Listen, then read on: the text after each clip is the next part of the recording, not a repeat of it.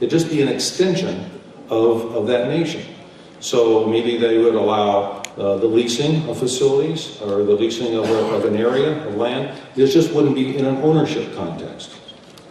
So I look at it from that kind of a standpoint, that ultimately it may be actually in the long run, it might be something that would galvanize everybody because of the concern for Mars. If you were a nation that successfully acquired ownership of the moon, you were probably the odds-on favorite, the Kentucky Derby best favored racehorse to win doing the same thing on Mars. Unless a lot of people kicked themselves into first gear and said, oh boy, now a real race is on here. Mars, the moon has an area the size of North and South America put together. As we know, Mars has a landmass the size of Earth. So I think it's fabulously fascinating to think about. And I think it's a very, very difficult notion to defeat. Whether it's a legal context, a financial context, technological context, or a political context, global opinion, I think it's extremely difficult to defeat this. I think that China would have to willingly either something very serious would have to disturb the direction that they're going as a country in terms of capacity, or they would have to be just willing on their own not to execute that kind of purpose to that mission. That's my only message, is that I think it's fully going to be within their power to do that in another dozen years or so. Yes, sir?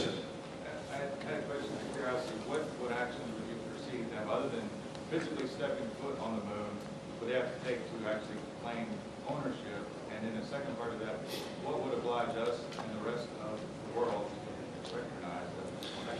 Well, I think to eliminate dispute, it isn't going to be executed by mere orbital surveying or anything like that. It has to be a physical presence. And all nations for hundreds of years have recognized that a physical presence where you actually survey and lay down monuments and put down cadastros for marking perimeters of where you've been is an age-old, tried and true method of being able to claim that territory within those boundaries. And so if they were to take that approach, they would satisfy all historic means of being thorough in doing that. Some thoughts? Yes. And force us to respect it. How? I'm sorry? And force us to respect those boundaries. How? I think it's defensible. I think when you go to that kind of process to create those boundaries in that manner, it is a legitimately defensible status that you've put yourself into, militarily defensible. And so the only way that you could compromise that is that you wouldn't cause any kind of, your focus is trying to acquire, assuming that you're disputing the integrity of that claim, then you're resorting to force, ultimately, which is not an ethical, that would not be an ethical mission for anybody to take on, in my opinion. If a country, to me, China would have done nothing wrong, is my point. If they take those kinds of steps and they do these kinds of things, they have done nothing wrong. You can't go attack them. They haven't done anything wrong. So that's what makes this a very interesting situation. Would the same not apply to private companies? Private companies have to function under the sovereign authority of nations. So private companies would, in theory, if you had a sovereign country that wasn't a party to the 67 Space Treaty, I suppose, and they had the wherewithal to execute this kind of mission, and they had the cachet that China has, and I don't know of a country that fits that parameter, yeah, I suppose in theory it would work. Yes? This is such a compelling argument for China. Why is it so difficult for the United States to see similar benefits and motivate ourselves? Right now, we're preoccupied, I think, for a number of years with some serious things and challenges. in this country. I don't think we have, a number of things are missing for that. So, and again, this is purely my own speculation. This is only something I'm saying is a possibility. And again, I'm saying that China has not said they're going to do anything like this at all. And I predict they would not say that they're going to do it until they're already there. And they know they've succeeded in actually reaching that location with sufficient human resources and locomotion resources, some kind of rovers and so forth. Then I think, wow, then I think the final pieces in place. Yes? So is your call to action then that the United States and the rest of the world should get our butts in gear and at least get our own monuments up there and claim a piece of it before it's all gone? I don't have a solution. That's why I've been puzzling on this for a year, is that I don't think that's practical. I don't have a solution that makes sense as to how to prevent this.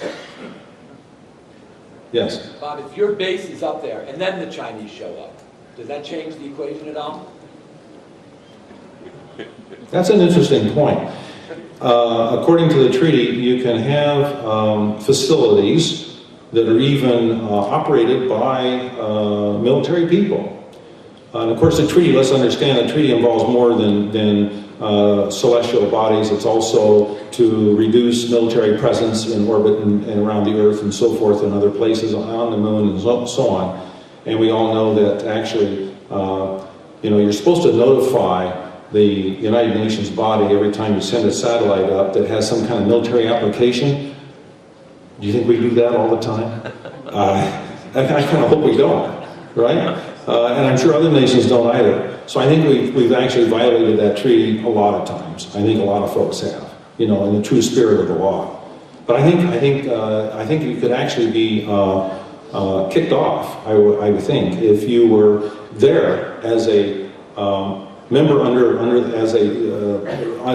if the United States were the host country of this laboratory research-based facility, and there is no ownership involved, and somebody else were to go ahead and survey it out, I think you might have a legitimate claim to be able to possess ownership where you had already abdicated responsibility to that treaty. So, that would be my thought. That's a good point there. Yes? Bob, if we buy your premise, I think you've made the strongest argument I've ever heard for strengthening ITAR rather than loosening ITAR. How do you reconcile your views with your very outspoken opposition to ITAR? I think ITAR has been irrelevant to the growth of technology around the world.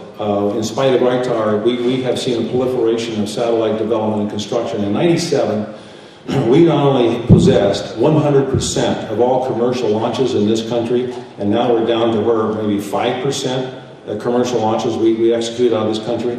We possessed 100% of all commercial satellite manufacturing in '97. And we're down to, I think it's like 18 or 20% right now that's exclusively within the domain of the United States. I think ITAR in that context has done squat in terms of preventing a proliferation of technology. There are an awful lot of brilliant people scattered all over this planet. They don't need the United States to tell them how to do something. Sooner or later, they're going to figure it out for themselves. And we have seen that over and over, country by country, again and again. Yes?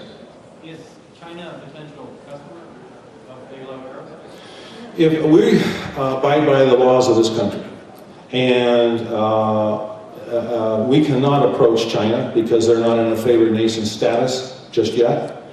I personally think that's silly, but because we have so much commerce between our two nations.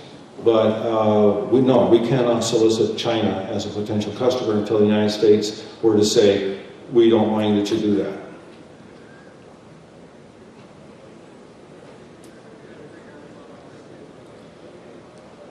Two minutes. Okay. Any other thoughts here? Oh boy, I've depressed the hell out of you.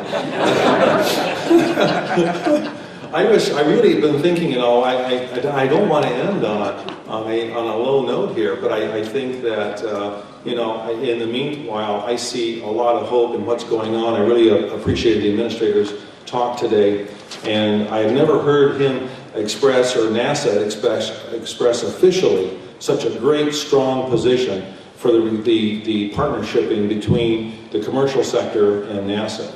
And I think that's a fabulous, it has fabulous potential, and I really appreciated his comments. Yes? Yeah, one of the other clauses of the Outer Space Treaty says that in space or on celestial bodies, astronauts of one state party shall provide all possible assistance Right. to astronauts of other state parties. The next clause refers to in emergency, but that clause does not. I would think that that has bearing on your plan to operate facilities in low Earth orbit. If people come to visit and you didn't plan on them, what are your thoughts about Well, that I think humans first and foremost have to be humane. And I think regardless, you don't need maritime laws to tell you to help a ship that's in trouble in the ocean. So you do that for another human being. I think my time is up. Thank you all very much.